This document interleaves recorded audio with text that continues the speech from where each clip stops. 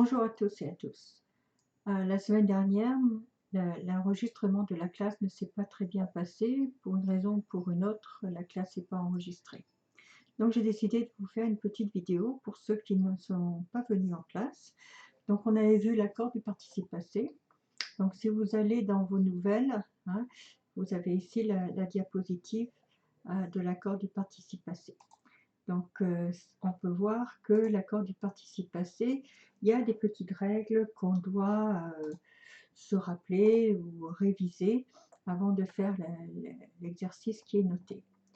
Vous verrez que sur ma diapositive, à chaque fois qu'il y a une tache bleue ici, vous avez ici un lien qui vous amène à une Bien, vidéo on YouTube. commence maintenant avec le participe passé employé seul. La Oui. route, Donc, c'est une petite vidéo qui raconte un peu la même chose que moi sur mon PowerPoint. Donc, je reprends mon PowerPoint ici. Donc, vous avez le participe passé employé seul, hein, qu'il faut faire attention parce qu'il s'accorde comme un adjectif qualificatif. Il n'a pas d'auxiliaire euh, avec lui, donc il n'y a ni auxiliaire être ni auxiliaire avoir. Donc il s'accorde avec comme un adjectif qualificatif.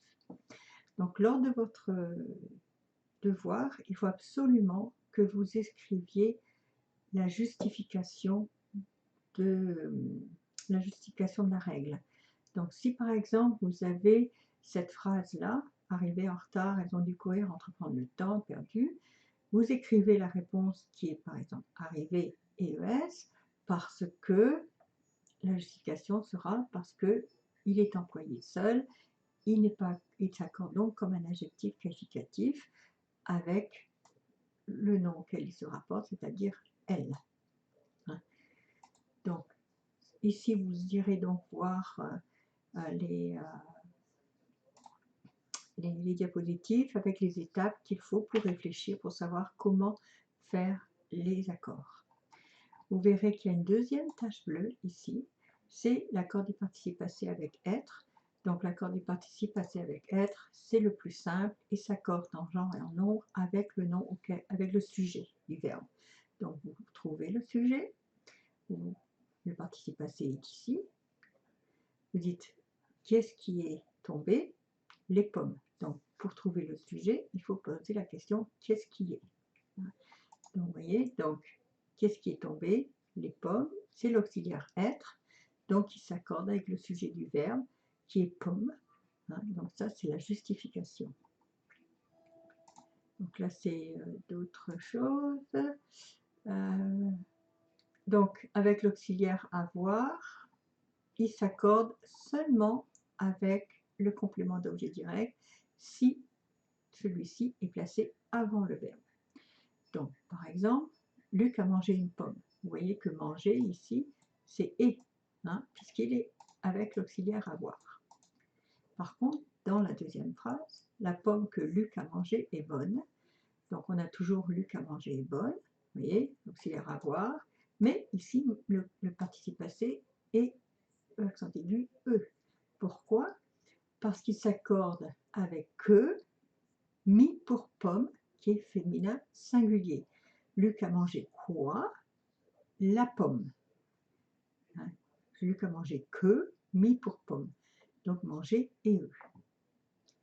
Donc il faut trouver, ici je vous indique comment trouver le COD, le complément d'objet direct. Hein?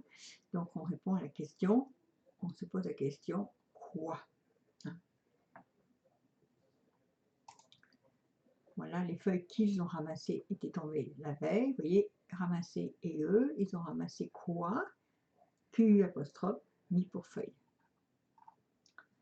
Donc là, vous voyez, j'ai fait ici l'exercice avec les étudiants de la semaine dernière.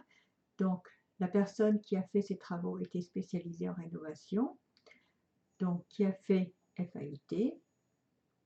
Pourquoi? Parce que c'est l'auxiliaire avoir. Il a fait quoi? Les travaux. Le complément d'objet est placé après, donc il n'y a pas d'accord. Par contre, regardez ici, était spécialisé et eux.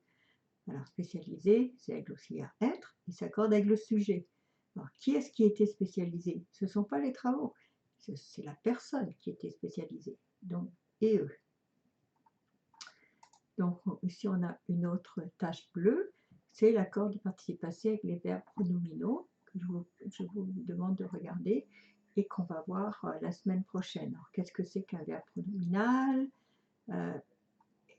et comment il s'accorde avec l'accord des verbes avec essentiellement pronominaux, parce qu'il y a des verbes pronominaux accidentellement pronominaux et essentiellement pronominaux. Donc on va voir ça également. Voilà, essentiellement pronominaux. Et on va faire quelques exercices également. Et le participe passé suivi de l'infinitif. Alors, il y a deux conditions à avoir avec le participe passé avec l'infinitif. Hein. Il s'accorde en genre et en nombre avec le complément direct. Donc, deux conditions doivent être remplies. Un, il doit y avoir un complément d'objet direct placé avant le verbe dans la phrase. Et deux, le complément d'objet direct doit faire l'action. Si le complément d'objet ne fait pas l'action, il n'y a pas d'accord. Donc il faut que ces deux conditions soient remplies afin que le participe passé, suivi d'un infinitif, s'accorde en genre et en nombre. Donc voilà, donc là j'ai des exemples, des exercices. Donc vérifiez cette vidéo, regardez la présentation, regardez les vidéos YouTube que je vous ai mis ici. Cela va vous aider à faire votre exercice qui sera noté sur Brightspace. Je vous remercie. Au revoir.